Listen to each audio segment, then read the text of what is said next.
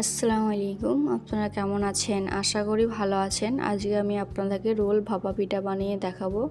এই পিঠাটা বানানো খুবই সহজ আর খেতে খুবই মজা। আমার রেসিপিটা ফলো করে আপনারা একবার বাড়িতে বানাতে পারেন। তো চলেন রেসিপিটা শুরু করা যাক। চুলায় একটা ফ্রাই প্যান বসিয়ে দিয়েছি, চুলাটা কিন্তু অফ আছে। একটা মিডিয়াম সাইজের নারকেল কুড়ে নিয়েছি, সে নারকেলটা সম্পূর্ণ দিয়ে দিচ্ছি। গুড় দিয়ে দিচ্ছি, আপনারা যেমন মিষ্টি খেতে পছন্দ করেন গুড়টা সেরকম দেবেন। এখানে আমি চীনা বাদাম ভেজে পাউডার করে নিয়েছি, সেই বাদামটা দিয়ে দিচ্ছি। 1 প্যাকেট পাউডার দুধ দিয়ে দিচ্ছি। এখন একটা দারুচিনি আর 2টো এলাচ দিয়ে দিচ্ছি। এলাচের মুখগুলো কিন্তু ফাটিয়ে নিয়েছি। এখন আমি ভালো করে মিক্স করে নেব। ভালো করে মিক্স করতে হবে যাতে সব কিছু একসাথে মিক্স হয়ে যায়।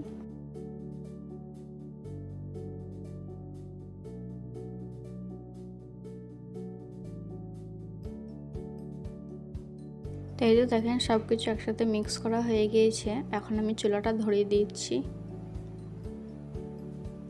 আর অল্প পানি দিয়ে দিচ্ছি যাতে গুড়টা তাড়াতাড়ি গলে যায়। আর 1 চামচ ঘি দিয়ে দিচ্ছি। ঘিটা দিলে খেতেও ভালো লাগে আর খুব সুন্দর একটা সেন্ট করে। তখন ভালো করে নেড়েচেড়ে আমি পুরটা বানিয়ে নেব। অনবরত নাড়াচাড়া করতে হবে, নয়তো তলা দিয়ে লেগে যাবে। পুড়ে গেলে কিন্তু তখন পিঠা খেতে ভালো লাগবে না। আর চুলার আঁচটা মিডিয়ামে রাখবেন, জোরে দিয়ে পুরটা বানাবেন না। তো এই তো দেখেন আমার পিঠায় পুর বানানো হয়ে গিয়েছে। আমি পরে আরও কিছুটা গুড় দিয়েছিলাম, তো আপনাদের মিষ্টি যেমন খেতে পছন্দ করেন সেরকম দেবেন।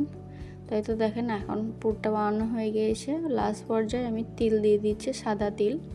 তিল দিলে দেখতেও সুন্দর লাগে, খেতে কিন্তু আরও মজা লাগে। তো এই তো দেখেন আমি সব কিছু একসঙ্গে মিক্স করে নিচ্ছি।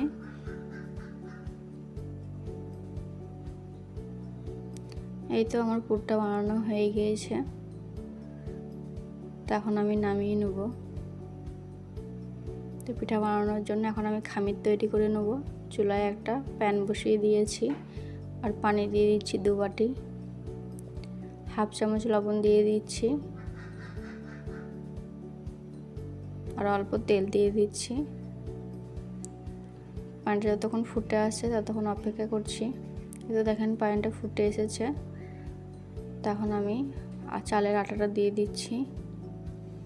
এখন একটা খামির তৈরি করে নেব। ভালো করে মিক্স করে নিতে হবে পানিটার সাথে।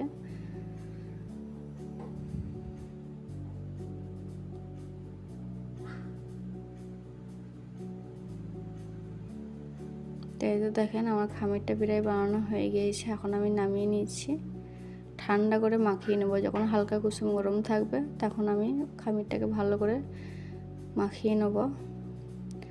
টাইম ধরে মাখাতে হবে, যত টাইম নিয়ে মাখাবেন পিঠাগুলো তত সুন্দর হবে।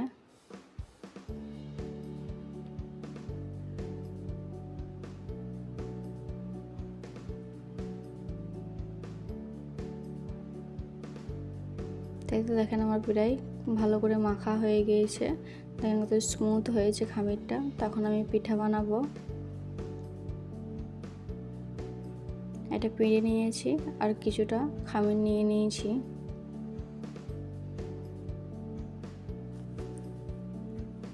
এরকমভাবে গোল করে নিতে হবে, তার রুটি বানাতে খুব সুবিধা হয়।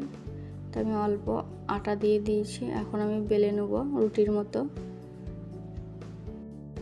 এই পিঠা বানাতে গেলে এটা রুটির মতো নর্মাল লাগলে হবে না, রুটির থেকেও একটু মোটা করে বেলে নিতে হবে। তাই তো দেখেন আমার প্রায় বেলা হয়ে গিয়েছে।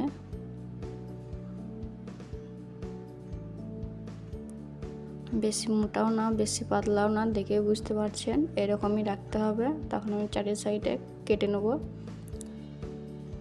দেখতে পাচ্ছেন কেমন ধরে কাটছি, খুবই সহজ।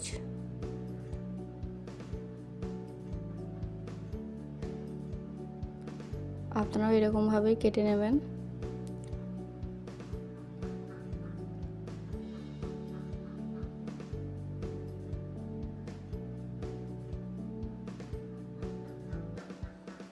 তো এই দেখেন আমার কেটে নেওয়া হয়ে গিয়েছে। এখন আমি পুরটা দিয়ে দিচ্ছি। পুরটা ভালো করে চারি সাইডে দিয়ে দিতে হবে।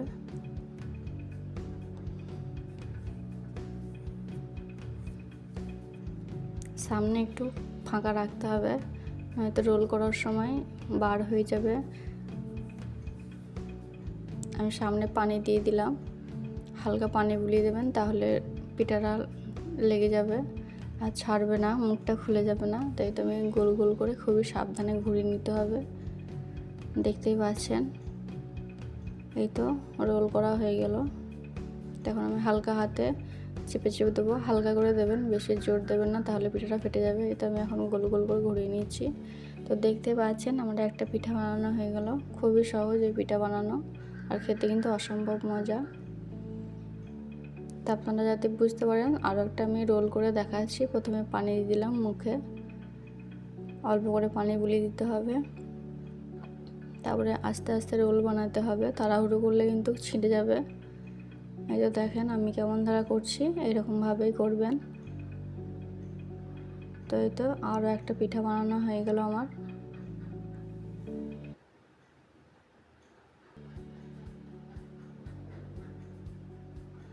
তো আমি সবগুলো পিঠা এরকমভাবেই বানিয়ে নিয়েছি, আমার 3টে হয়েছে। তখন ভাপ দিয়ে নেব।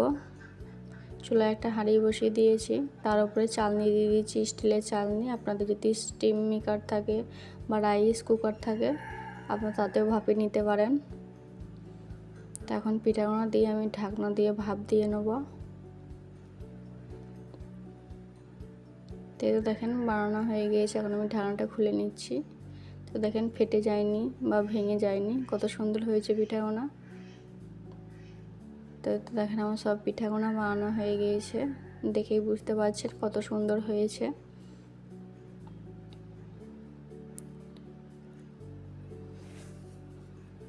এরকমভাবে আপনারা খুবই সহজে পিঠা বানাতে পারবেন বাড়িতেই।